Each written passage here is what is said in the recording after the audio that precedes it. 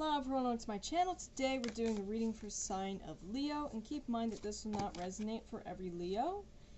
If you'd like a, in the description down below, you can find my Etsy shop, my shirt store, my website, different social media platforms I'm on, as well as Patreon and Ko-Fi. Go support me on Ko-Fi, help me reach next level so I'm getting a new deck. And if you'd like to make a donation, feel free to do so. I do appreciate donations here. So, Leo. Let's see what Spirit's message is for you. So in the beginning of this video, I wanted to say Taurus and I wanted to say Gemini. So you may have those placements somewhere in your chart. But let's see for you.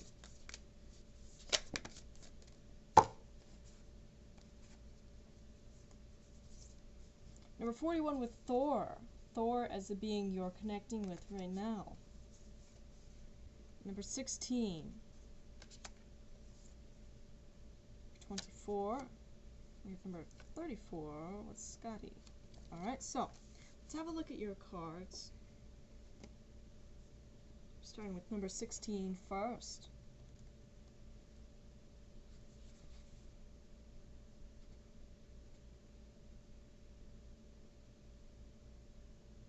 Solio or Soilo. You are on purpose.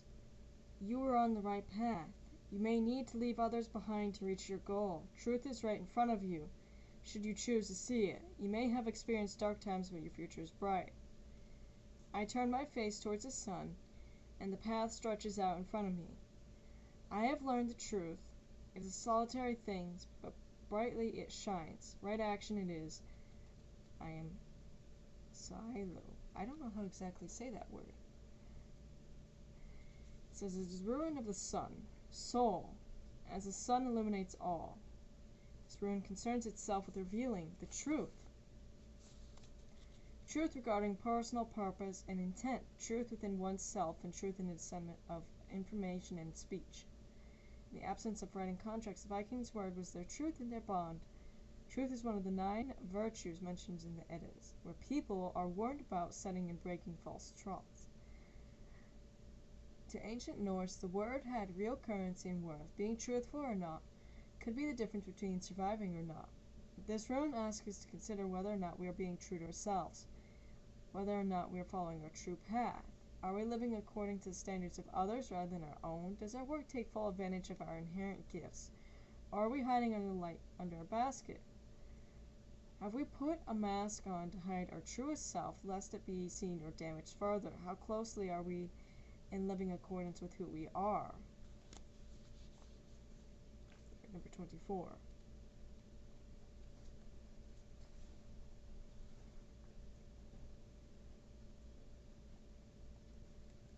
Thela.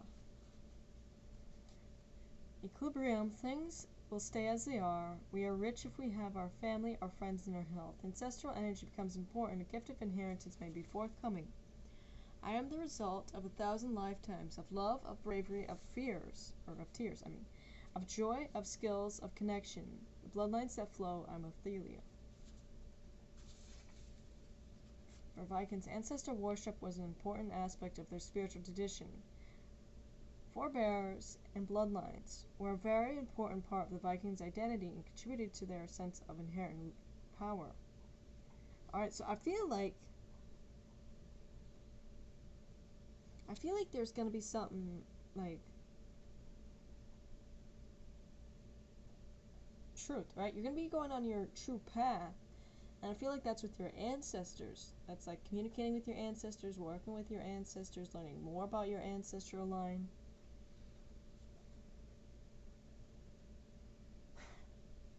Ancestor worship was an important aspect of their spiritual tradition. Forebears and bloodline were very important in Vikings' identity.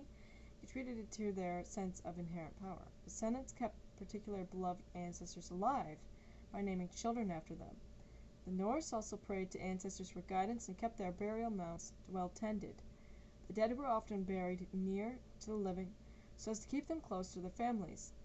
At memorial feast, one by one, guests would drink in memorial toast called minni, to honor the life and energy of the recently deceased. In this way, the Norse believed that they honored the dead enough to receive continued help after their family members' passing. The deceased were said to give the living good advice when consulted, help with fertility of the land and animals, and chase away negative energies. Thela. is a rune of ancestors and family, and speaks to the relationship, suggesting if you have good relationships with those around you, particularly your blood kin, as well as good relationships within your own body. Your health, you are as rich as if you had chests of gold. This rune asks us to see that even if we dislike members of our family for good reason, they may have actively hurt us. In our blood and DNA, we carry positive aspects of our ancestors. Our forebears may be responsible for a particular beautiful physical feature we possess, or our ability to easily pick up certain skills, or musically or creatively. Whether or not we are aware of which ancestor passed on a particular gift, Othila reminds us to be thankful to our ancestral line for the gifts we have received from our forebears. Right, so there's like a gift, right, that you have from your ancestors, right? And I feel like that's going to be revealed to you more and more, and you're already on the right path. Number 34.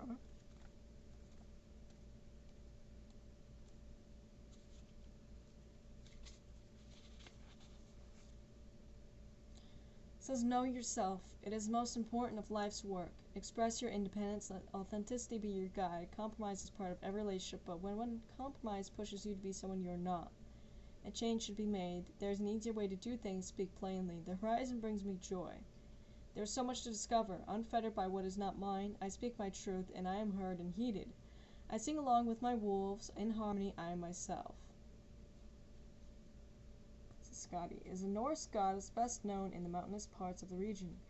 Beautiful, strong, resourceful, and independent, her name is linked to the words for unknown in darkness and may even be the source word of Scandinavia, a land dedicated to her. Skadi is a huntress and archer, a keeper of wolves, and most of all, a lover of snow and the highest mountains.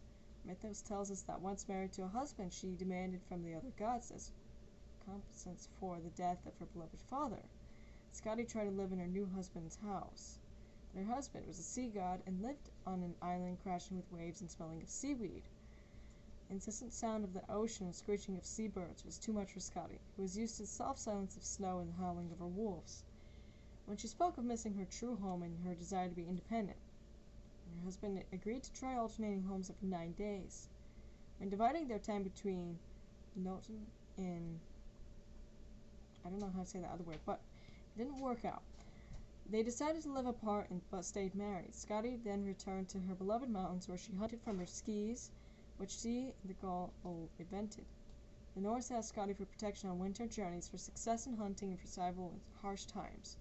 When darkness was almost total in Arctic winters, it was she they often referred to. She favored those who loved the snow and ice and were honest, open, and plain speaking. Her cult extended in the Arctic region, in the Arctic Circle, where people skied for survival, not just for fun. Should Skadi step into your life with this card, she is reminding you that being honest, direct, and responding your own personal freedom is paramount. If you need courage to be who you really are, ask Skadi for assistance. And you have number 41, Thor. The time for action has come. Hesitate no more. Bust that rut. Protect those weaker than yourself. You can be both forceful and sensitive. You're loved and protected. Thor has his shield arm around you. The son of the wise swings his hammer, smashing ignorance and inertia, making all new in its force. Strong is his honor, strong are his hands. Courage is his heart, shielding all in Midgard. The god Thor, born of the earth goddess Jord and the All-Father, Odin, was considered the strongest of the Aesir, the race of the Norse immortals. Norse mythology contains many stories of his battles and his bravery, including his struggles with the great serpents in his final combat at Ragnarok. Thor was a god of contrast, protector of humans, beloved for his powers over fertility. He was also known for his hot temper. And not only was he a god of action, he was also a poet and culture that greatly appreciated orators, storytellers, musicians, and poets. Yes, god of storms, Thor captained a chariot pulled by 2 savage giant goats that thundered across the sky.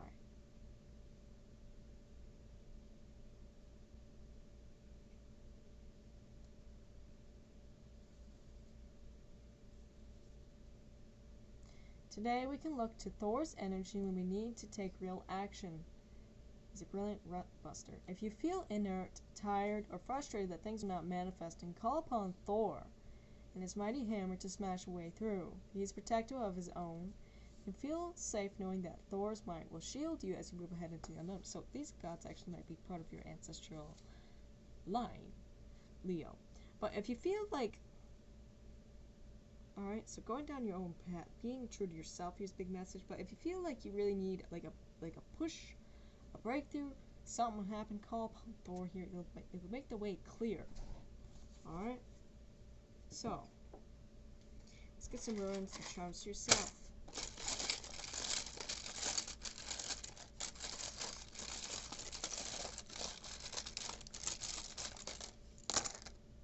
Number 2.